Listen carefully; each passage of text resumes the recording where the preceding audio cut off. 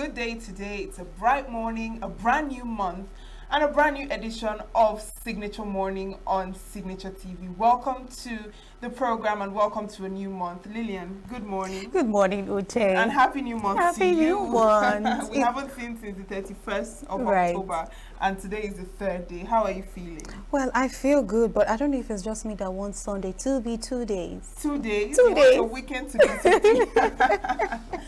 Well, as we step into this fresh month, we step in with a story that's already shaking, global conversation about U.S. President Donald Trump threatening to cut off aid to Nigeria and even deploy American troops over what he calls the widespread killing of Christians. Well, Nigeria as a country of particular concern. I think some persons might have been waiting for this action. We see on social media people, writing Donald Trump, tagging him on what is going on. We've seen thousands of people dead. And for me, I don't think it's just Christians. This is a general security issue in Nigeria. But then, some terrorists would take the opportunity to, capitalize on and carry out their agenda. So this is like a warning from the U.S. and a little bit of opportunity for Nigeria to, solidify their domestic affairs, security issues. Well, the Nigerian government is already pushing back, rejecting the claims and saying that Nigeria is not a religiously intolerant nation. But, let's just watch and see how that plays out with both the Nigerian government and also the U.S. as well. But thank you so much for joining us this morning. I am Uchenna Chimdi Oluoha. And I am Lilian Wali. Let's take a quick break.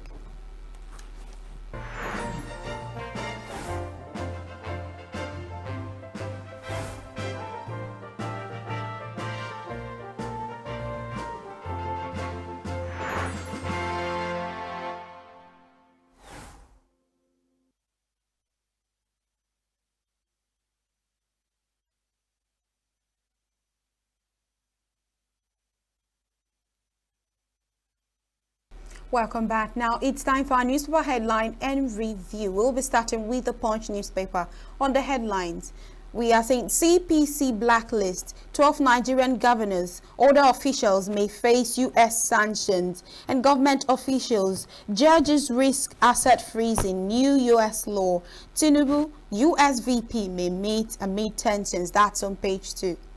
PDP crisis, Makinde bloc regroups as Otom Fayose back Wike. And on page 7, coup controversy, Sylvia's brother, driver, still in custody. And on page 3, we are seeing student loan applicants hit 1 million, says Nelfund. And doctors dispute FG's 11.9 billion naira payout. Strike continues. NDLEA arrests musician, uncovers Lagos illicit drug laboratory. Diri joins APC today, cites Bielsa's interest. On the Nigerian Tribune newspaper, we are seeing country of particular concern, what it means for Nigeria, economic sanctions, international isolation, ban on IMF, World Bank loans, all this. Boko Haram, Al-Shabaab designated entities of particular concern in 2023. Tinubu to meet Trump over Christian genocide claim, says presidency, and U.S. should assist with technology to combat insecurity, says Kwankwaso. Tinubu should convene meeting of past Nigerian leaders, says Lamido. Man projects 3.1% real growth, 10.2% contribution to GDP in 2026. Calls for approval of 1 trillion naira stabilization fund, expansion of BOI capital base. Troops kill terrorists, arrest 20, rescue 17 kidnapped victims. And Zenith Bank posts 917.4 billion naira profit before tax in 9 months as gross earnings rise 16% to 2.27 trillion naira. And CPPE endorses 15% fuel import duty, says policy will catalyze local refining industrial growth. PDP crisis, uncertainty over control of National Secretariat. Anxious stakeholders, staff members fear possible clash. And on health matters, dance alleviates perceived symptoms of depression, says study. And Tinubu's economic reforms essential for Nigerians' growth. On the Vanguard newspaper, we have on page 5, Trump outrage over plan to attack Nigeria. We're working assiduously with the Americans to combat banditry, terrorism in Nigeria, says federal government. And INEC challenges before Amopiton by Jega, and Soludo gains momentum in Ekusigo, Newi South. 2027 battle for PDP soul deepens as factions dig in. Gas policy under threat as flaring worsens. Zenith Bank records 917.4 billion naira profit in 9 months as earnings rise 16% to 3.37 trillion naira. On the Daily Trust newspaper, Damagum Anyanwu factions plan PDP headquarters takeover today. Vacuum looms at NERC as chair's confirmation stalls. Kano, Senator Barra receives over 1,000 NMPP/Kwankwasia members to APC, and Wari Itakpe train derails. Anambra governorship, please deploy helicopters, drones. Patients stranded, discharged as resident doctors strike. Well, that is the much we can take on our newspaper headlines this morning. And with us in the studio for the review is Chris Maduka. Good morning, Chris. Good morning, Miriam. Good morning, Lucha. Happy New Week. Happy New Month. Happy New Week. Thank you. Happy Thank to you. see you. Happy. And one man was greeted, good afternoon, good evening, and he said, well, as far as there's good in it, we take. When the children get confused, they will greet him good afternoon, good evening, good morning. It's as far as good is in it. So as far as happy is in the greeting, I take all of them. Thank you. Right. Nigeria has been designated as country of particular concern. That's like a blacklist. Nigerian government is defending that. US is threatening to send military troops, cut aid. A lot is going on. I don't know why we have to wait for America to declare Nigeria a country of concern. We know right from time, since 2012, we had bandits and terror taking over Nigeria. Nigeria cannot even sleep with. They don't sleep at all, because some people will say, you know, those political correct statements, sleeping with one eye open. We mother sleep in 2012, I don't know how. And since 2012 till now, just check the number of years, Nigeria has never slept. If you know the number of Nigerians who have died for no reason, just because they found themselves somewhere in Nigeria, sometimes they will be in their sleep, they will be overrun, killed. Women and children, vulnerable people, harmless. Their houses set on fire, people will be slaughtered, will be beheaded at, gory pictures making around Nigeria. The world was watching us. Nigeria declared itself country of concern for over 20 years. We always look for leave the knife that killed the chicken and go to the chicken will go to the pot and start bending neck for. But the chicken know the knife that killed it. Nigeria know where our problem is. America has not been our problem. The lizard, the person, the cook that cooked the soup that made lizard to lose all his teeth, we know. Why is there all this? People will leave their problem looking for who to blame. If you ask any Nigerian now, Trump, is Trump the president of Nigeria? Is Trump the person who attacking a worker? Is Trump the person who is attacking Plateau State, killing people? Is Trump the person who are Benue? Is Trump the people who are attacking Southeast Nigeria, kidnapping and killing people? Some set of people. We took it as, wrestling Nigeria, the way we always find a way of getting comfort with in midst of trouble. It's like it's the new normal. You wake up in the morning, you write your will. Because you're not sure of coming back.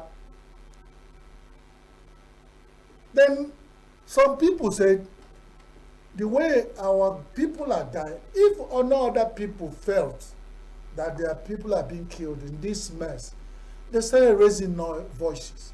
Our people are being killed, though.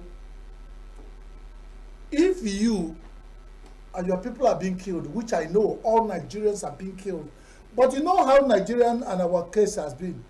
If you are trying to cry for everybody, Buhari told us, I am for everybody and not for nobody.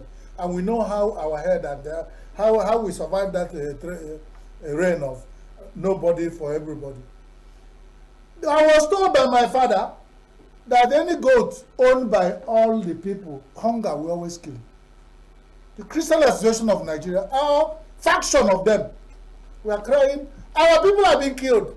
They take their cry across the world. They went to make presentation in UN.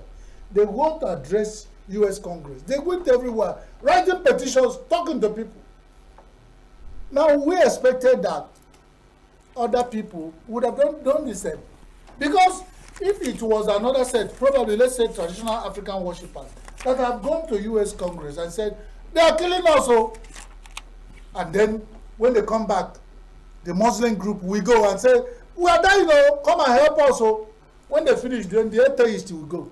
Probably US will be considering, they are working with the fact on the hand. They are not juju masters. Somebody came and said, and they over time watched and said, these people are being killed. In as much as no Nigerians, like I've said, now, people, when this thing started, I was here saying, let us stop this defense of whether Christians are being killed or Muslims, that this thing is more than this. Nigerians are dying. And no Nigeria dies and it benefits anybody. We left to that and we're arguing whether it's Christians who are killed or Muslims. Then the US now felt, wow, it's high time they talk. And we are running around. But we're also seeing now that 12 Nigerian governors, other officials may face US sanctions, and some of the officials and judges risk asset freeze in new US laws. We are saying, if you have cleaned up your house since 2012, you tell us how many people have been convicted of this crime. Nigerians are dying and we are talking about, and we have justice system. So if I am sitting as a judge and they brought people who, and they could not punish anybody, and we are doing like this,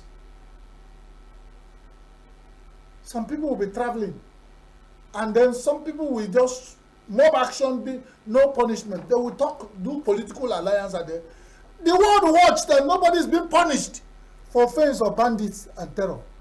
Nobody, as far as I record. And if there were, if you check the number of crime and the number of people punished, they are not proportional. And then it's like something is wrong. There were governors who these things were happening in their state. If you ask them, they say they are the chief security officer of their state. Some of them came out and told us they know where these people are. Nothing. So, what do you expect the world to say? That means they know something. You know where your enemy is killing your people are, and chief security officer, you're not doing anything. So the people outside here who have evidences of the states where these things happen, and as governor, you didn't do anything. They have evidence of courts who have entertained this case and they didn't do anything with it.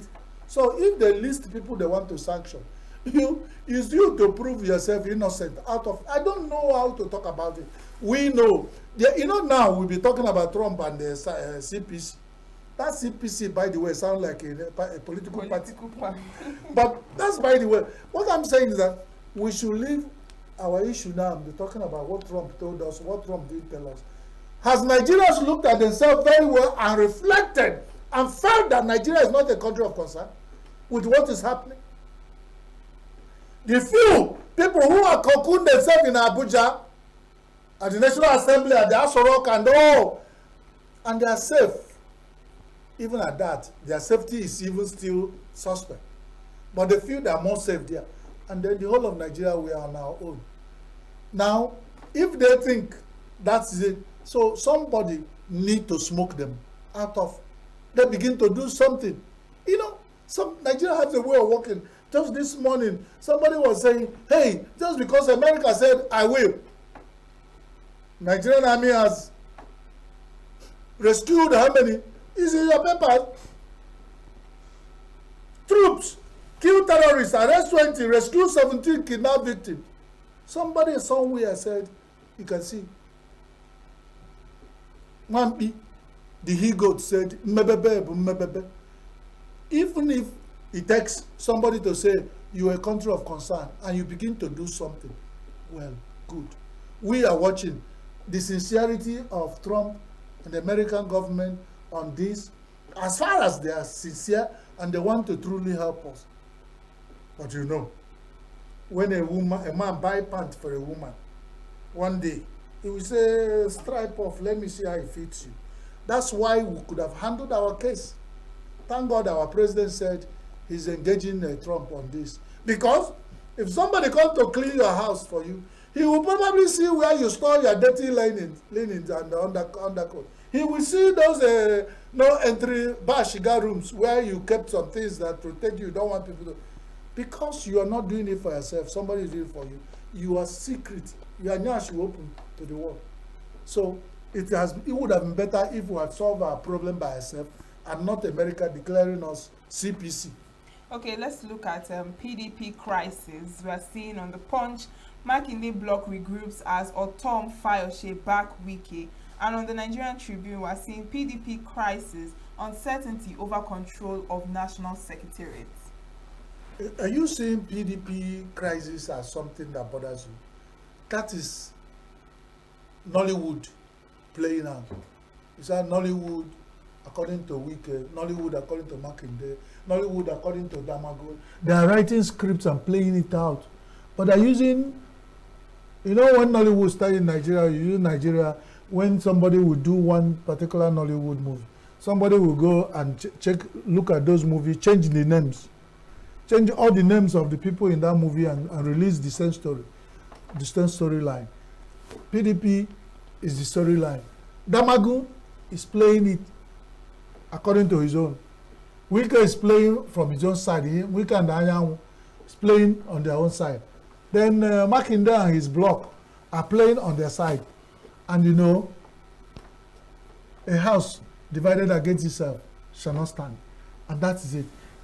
PDP is, you know, when some people are describing Nigeria, say Nigeria has never been divided along ethnic and political line. PDP, what is divided? They have been divided along even personal ego lines. That's what has gotten PDP to where it is, and PDP is going. PDP is not at home, just like Nigeria, where they are playing the politics, is not at home. PDP is not at home, and everything they are playing out is just pointing to the one fact that there used to be a party called PDP.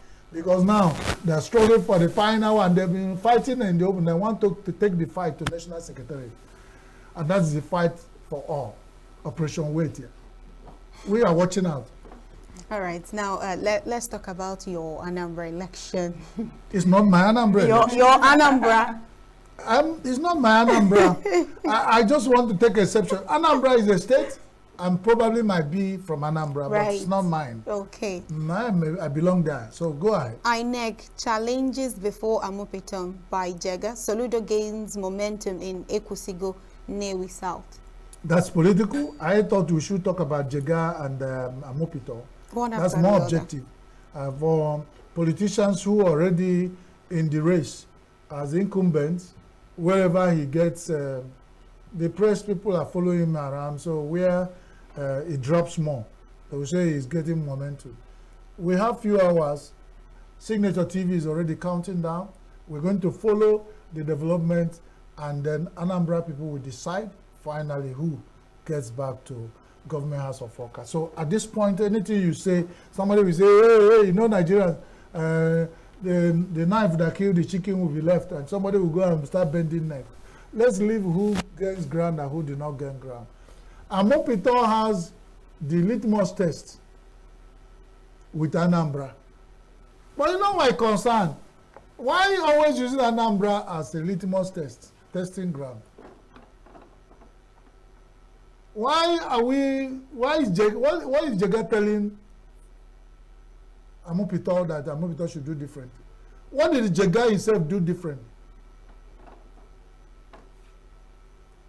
You know, every time you have a responsibility, you find yourself, as far as Nigeria is concerned, especially with that position being an INEC chairman, try and do your best and leave the rest. There's this music that by Benizo Obe, he was just saying, do your best and leave the rest. That's what you can do. For Nigeria and elections, Nigeria as a nation is not ready yet for a free and fair election. The few that happened, somebody truncated it and gave us new lexicon in Nigeria, call it annulment. Very close to the one that happened, the court decided. So we have the electorates now, no electorates. What you have, selectorates. That's a new lexicon in Nigerian political scene. Where millions of people, Anambra people might be about 5 million, probably less than 2 million registered, and then the number that will someone call it to go to the pool will be less than 1 million. When they finish, 5 judges will sit down somewhere after the amount has been stuffed and decide for Anambra people who they voted for. Don't you see, we tell ourselves lies. We have not, all these things, we just exercise reason. And we spend a lot of money that we use to save the states or the nation and put it to an election they already decided how it's going to come out. They have not in their body language, and the things they do and say show us that they want to have a very free and fair election in Nigeria. Because the Mercy who appointed INEC chair is in the race. The party at the center is in the race. And then people at the road who they have thrown trouble into their own house, they are fighting themselves, are in the race. So at the end of it all, you say you've done free and fair election in Nigeria. I'm yet to see free and fair election in Nigeria. Probably Amopito will be the Jesus of Nazareth, who will do. We are not we are not hopeless. We still hope that's going to be better. So Amopito, good luck. Go and test your power and your sincerity and objectivity as INEC chair with Anambra election. But if you finish with Anambra, test it with other states, because Anambra shouldn't be the only Odara tree that beget a child that always presses his mouth. What they call that Odara in Yoruba? Yeah? What they call Agbalumo. Agbalumo. Anambra shouldn't be the only Agbalumo fruit where they always press the mouth. Test your objectivity and your power in other states to show us. Don't just Nigerian police. When there's election in other states, send 80,000 policemen. Okay, please let's look at this resident doctors strike. We have patients stranded, discharged as resident doctors strike. And on another newspaper here, the Nigerian Tribune, it says, on the Punch, it says doctors dispute FG's 11.9 billion naira payout, strike continues. We speak Oyibo, things get bad. Before this, the resident doctors gave warning strike. We have Minister of Employment and Productivity, I don't know what they call that. We have the ministries, departments and agencies involved. We have the negotiators for government. We have the arbitration. We have all offices established and people are there earning salary. The health sector resident doctor said, we go on strike. Then they gave warning strike. They kept sat down. To the running time the expired, the doctors went on strike. That's when they start. And then fire brigade. At that time, they think these people who know that when you get a giant down on his feet, if you want to slap the giant, you better slap the giant at that point. Because once the giant stand up, the case change. That's how Nigeria and how they have negotiated with the labor. Nigeria will get, after all, ASU told us the 2009 agreement they held with the federal government has not been fulfilled in 2025. So anybody who has the opportunity we get the pound of flesh from the federal government. Because federal government, I am not saying, I don't know who speaks for them whenever they go for negotiation, has not shown that they stand on their word. But they told us government is continuing. So whoever speaks for government should be told by the government of Nigeria, when you go there, give your word, let's stand by it. Instead of going thinking that you tell the people who have gone on strike and the Nigerian people are dying, health sector is suffering, and they know that they already started the strike. You want to tell them what a man tells a woman to sleep with her. If I go to Enugu, I buy you Onitsha. If I go to Aba, I buy you Lagos. You think they will listen? When the water was on their knee, they didn't do anything. When it got on their throat, that's when they start talking. Nigerians always behave that way. I don't know who did this to us. This issue of negotiating how much they will accept and how much they will not would have been settled between now. And during those windows of warning, we should have settled it. It happens in everywhere. So if they do not accept that, they know why they didn't accept that. They want once and for all because they have been once beaten, twice shy. All right, let's look at the coup controversy. Silva's brother and driver still in custody. There's no control. There's nothing to talk about here. If they're still in control, they're still, and if they're innocent, they will soon. I trust Nigerians. If they're innocent, they will come out free. But all right. My mother said, if you do not, you know what they call ukwa. To pull ukwa is slimy. When you pull the nuts, the ukwa, the breadfruit that is a precious food in Igbo land. To prepare ukwa, to pull it the seeds from the ball of ukwa. If you did not pull it out, your hands will not be slimy. If you did not touch bitter leaf or squeeze it, your hand will not be bitter. Onye api ukwa, aka ha no ya ha. Onye api ahukwa no numu, aka de nu inu. So, whatever a man sow, let him reap. We only ask him for sincerity, objectivity, and justice, so that somebody will not be made to stoop on a sheet which was dropped by another man. Let it be whatever any man sow, let it reap. That is objectivity. That's what we expect. So we don't want the issue where they pull around and carry something, a load that Lillian has packed for herself to carry, and come and put it on top of Chris Maduka's head. It becomes injustice. When you pack your load, carry anybody who pack carry, that's what you know. So let everybody paddle his own canoe. All right. Finally, before we are go, seeing on the Vanguard, gas policy under threat as flaring worsens. I know when the issue and campaign against gas flaring in Nigeria started, and it's part of our issue that so many years after. You know, when the first gas was discovered in Nigeria, we started exploring fuel and then start flaring gas and all. Nigerians felt that what we are flaring, and people were saying we are looking for the liquid, but the one we are flaring is even the more money than, and the world we are looking at all, that this thing is destroying the whole environment and all that. If you go to those environments where gas is being flared, you look at the environment, it will tell you something is wrong. And then when you look at the bigger picture of Nigeria that is flaring gas and what happens to Nigeria and the climate change, we believe that by now Nigeria would have stopped flaring gas and then exploiting the economic benefit of those gas we are burning into the air.